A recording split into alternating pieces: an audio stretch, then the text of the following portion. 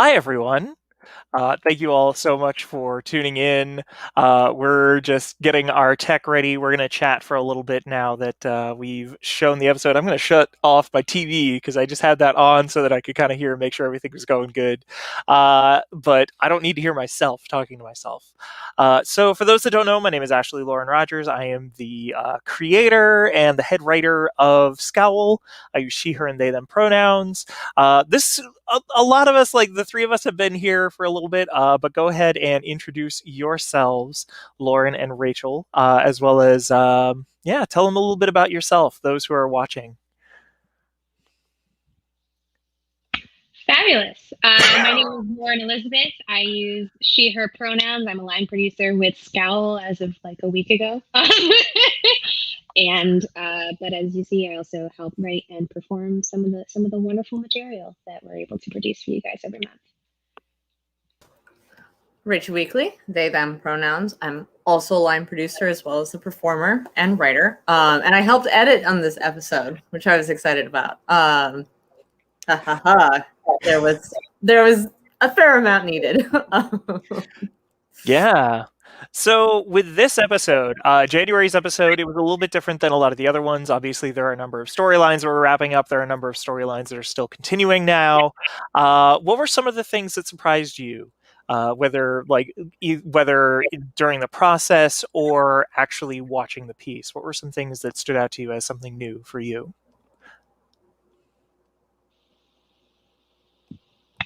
I think Sam Eagle Eye always surprises me. I think just because I'm still relatively new to all the wrestling stuff, and so like ref interactions, I still have a very like normal perception of what ref interactions are, and so Sam, A, because Silas is amazing, and B, because Sam it just always is fully committed to being the best ref ever. I think their bits always are fun. You don't look for Sam Eagle Eye. Sam Eagle Eye looks for you. Because we filmed that episode. Go. We filmed that back in like October, right? Yeah. Yeah. So it's funny how much I'm like, oh yeah, that moment. This was the moment where I was trying to not lose my shit off screen and ruin the take. That was like the theme of recording for this episode for me, was like, keep it together. Okay, we got the take. Amazing.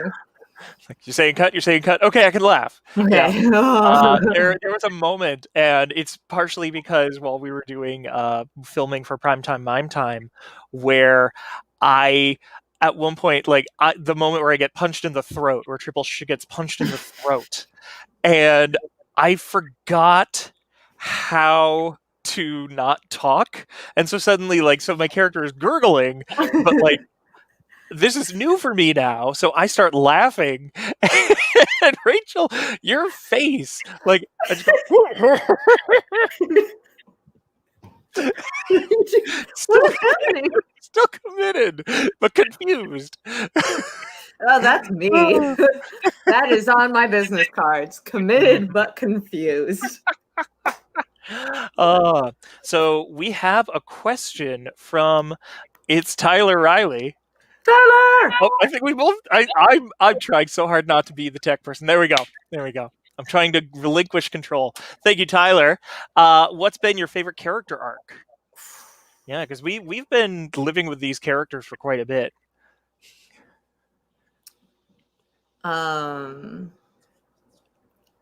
I'm excited to see how Jingle Hammer is growing as a character and how we're finding out more and more about him.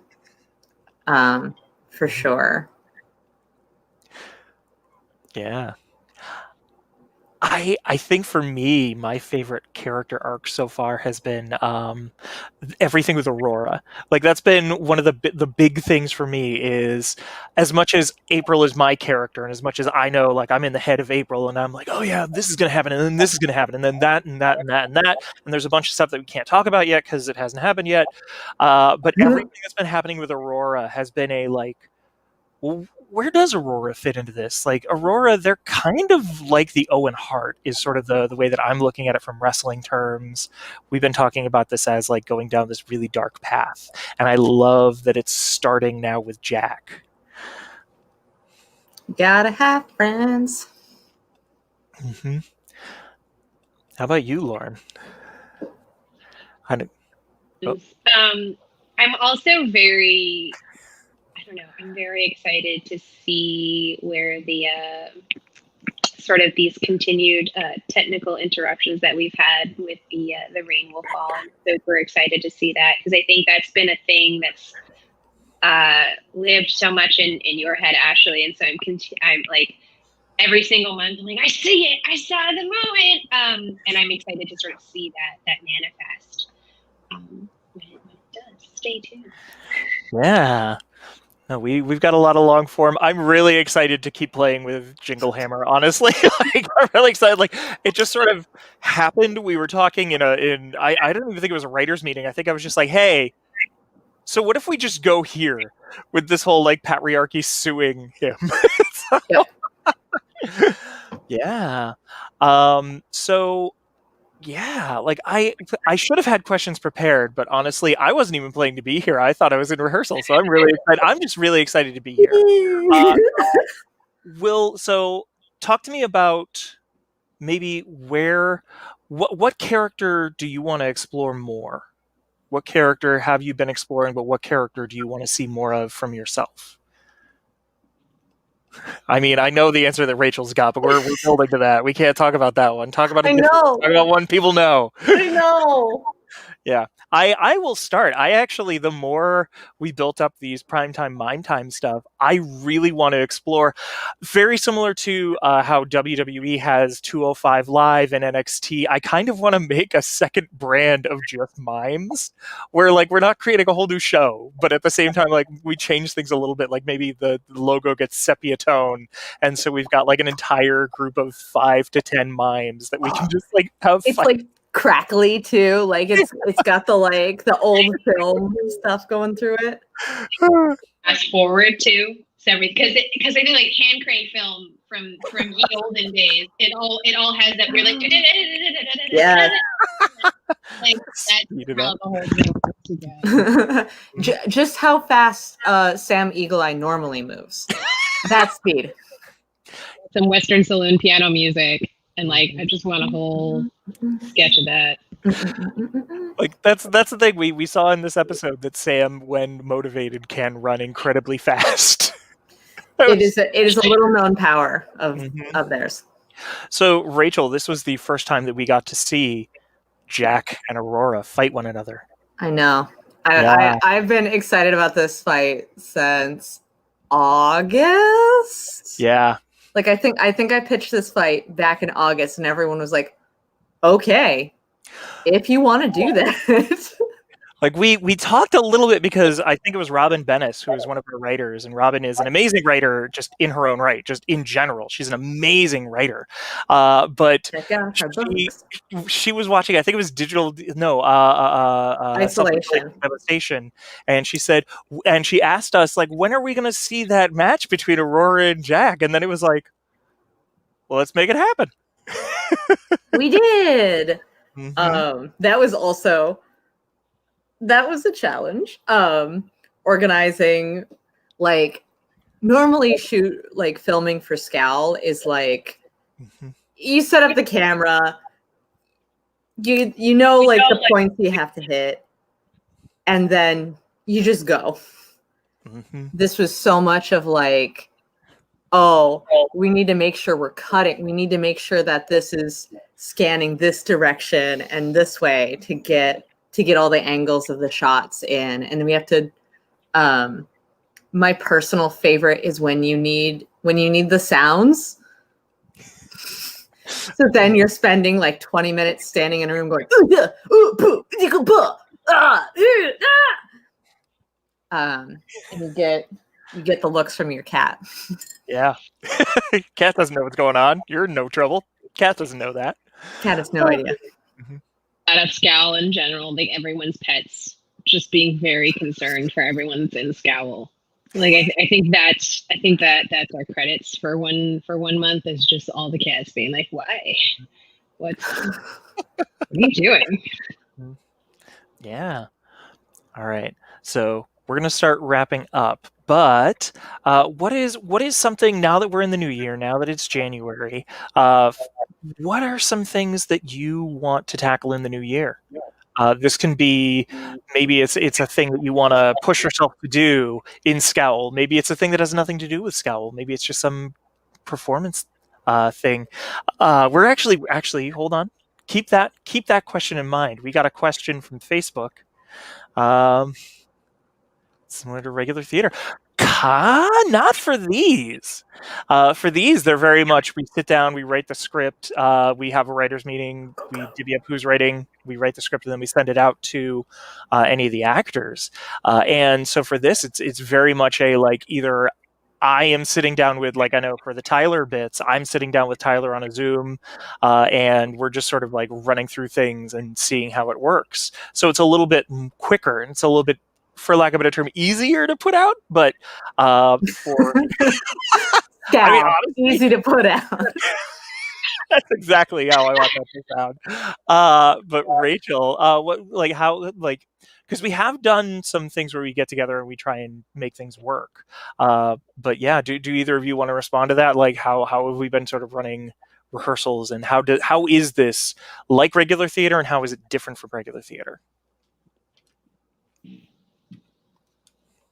I think what the footage I send you is just the rehearsal run and also the actual run. I'm kind of infamous at this point for sending Ashley about 5 times as much footage as she needs. And I think it's often because, similar to what Rachel is saying, like, I'll set up the camera, I'll like get into costume, makeup, and hair, and then like review the script and like get off book, and then be like, all right, but then like not be off book, and also like props. And so there's a lot of me sort of playing with the material just while the camera is running. Mm-hmm. So I think that's different from theater, like getting to have that play and getting to try. But I think one of the things that is both fun, I think, for Ashley to watch happen in the recording and less fun to do in the moment is like when you have to be your own judge, or like when you have to direct yourself and have to be like, okay, oh wait, I'm doing a thing, and like here's the paper, and then you're like, oh wait, I needed to do all this other stuff that I did not. All right, this take is useless, and I'm sorry. Like, go back to the beginning. You in particular, Lauren, just give me whiplash. I mentioned this a little bit in the last chat, but this idea of like, oh hi, I'm doing a terrible Alana, but like, hi, I'm Alana. Nope, that was crap. It's just like, okay, what? You definitely went strong bad with that voice. But yeah, like Alana's thinking face is very much my thinking face, and generally what'll happen is like, even with Tarantulas, I'll hold the pose and think and be like, show, no. No. So, Kat, what are you doing? No. And so that's why you should absolutely remember your lines. Like that's. I think for parsing through that. I think one of the, like, especially in the before times when we were actually able to like rehearse together, it's funny how much. Because usually when you think of rehearsal, you think of, you have the script built, you have the script written, and rehearsing is just making sure what is written gets to other people's eyes. With SCOWL, the script is like the little baby seed that you plant, and then the rehearsal is the actual growing process. And then it's like a whole nother thing when you get in front of an audience. And I think one of the interesting things with that and film is that like you kind of don't know the end product until like you're going back later and you're like, oh, I just utterly forgot the cookie on that run. Like there were like half a dozen takes where I'd like get to the end, I'm like, And now I eat the cookie that I don't have. Amazing. Good job. Another project that I'm filming that absolutely, like, I filmed several takes and I was like, all right, I'm ready to move on to that other take where I match cut thing that I got to start over because I didn't end in the correct pose that I'm supposed to match. Oh, that is frame. Yeah, like matching action is the thing that will really ruin an edit. It's like, well, I think the other thing though, the theater attitude, the attitude of we've got one take to do this, we've got one shot because there are people who are counting on it. We don't have one shot. We can take that time. And I think that's where we get a little bit of a distance as far as like this idea of the filmed theater, because it's still technically a filmed product. But at the same time, it's very much a theater attitude in that like we only have a couple of takes to get a good one, and we're gonna, for the most part, use the best take with, if there's an audio issue, I have a backup audio so that I can use that, or if I really need to, I can make more of an actual thing. But I think that's really, it's tough. It's tough making theater in a digital space because it's technically a whole different thing, because it's not quite film, it's not quite theater. And yeah. Sorry. Go ahead, I was Laura. going to say, I think to build off of what both of you are saying as well, I think there's a degree of like additional fun where like I know that especially with Alana, like I definitely just throw everything at a wall because I'm sure that at some point something will stick in the edit. Like Alana especially, I end up with a lot of extra footage compared to Tarantula has. But and sort of being able to say like having the ability to play and know that it doesn't have to be like consistent every single time, and doing the play of the rehearsal, but in the filming, and then offering the choice to the editor and being like, sorry. But I think also having to go back and be like, what happened? Like what? I think I watch episodes not just because I enjoy the content, but also to be like, that script that we pitched, like what actually happened? What actually got filmed and edited? Because they change so much, and in a good way, like in the hands of the writers and the performers and the edit, it goes through its metamorphosis, and then you watch it, you're like, huh, all right, cool, yeah, things that shift around. Yeah, it was really fun. I sat in on Tyler's and Ashley's rehearsal for this one, and it was fun seeing how much Tyler was like just ready to play with the script, because there were like some whole bits in there. I was like, oh, I didn't write any of that, but this is gold. Like, this is incredible. Please keep going. Yeah, no, and I know, Lauren, you were just showing that comment all about how it's really cool that you get to see live performances and talk even just from home, and that has been one of the big things during this whole kerfuffle, is what I'll call it. I have like real quick.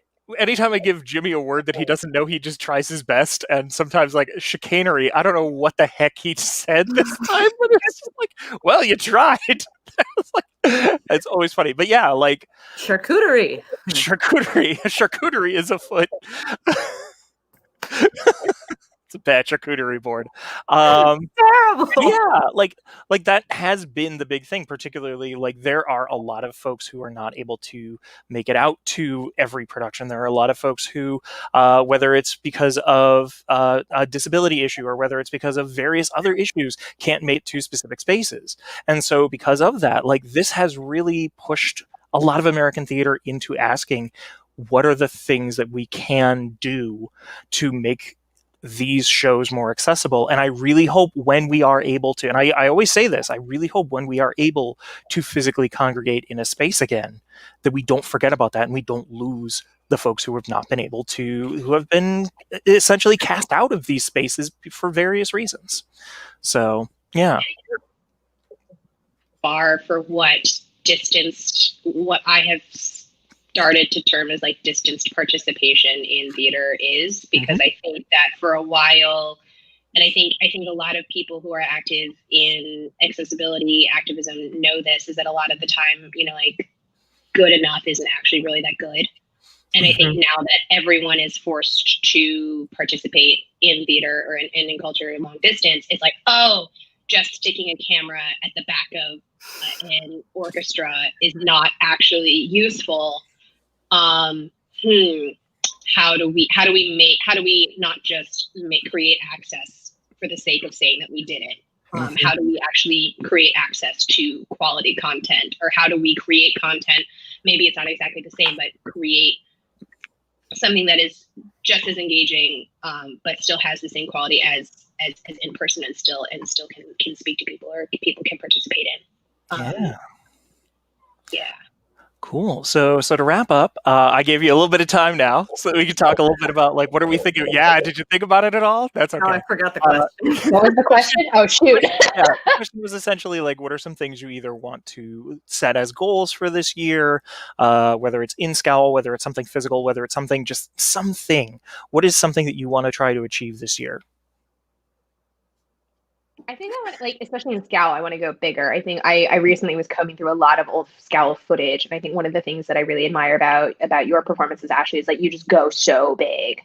And I think especially with a character like Tarantulas, there's so much room to play with that, and we haven't, she's biding her time in her closet and plotting the destruction of all around her. And I think I can't wait to get to a place where, I think one of my favorite moments when we were rehearsing for Lattermageddon was just like stepping on someone and yelling at someone else from across the room, and like kind of getting more of that energy into all of it, even in my living room. One of the things that I've been struggling with, to be honest, with especially virtual theater, is I am a movement-based performer who moves and likes to move, and like I found some comfort in, like, okay, well, we're gonna treat this like a puppet show, and if I think of me as the puppet, I can just think of the frame and that'll help.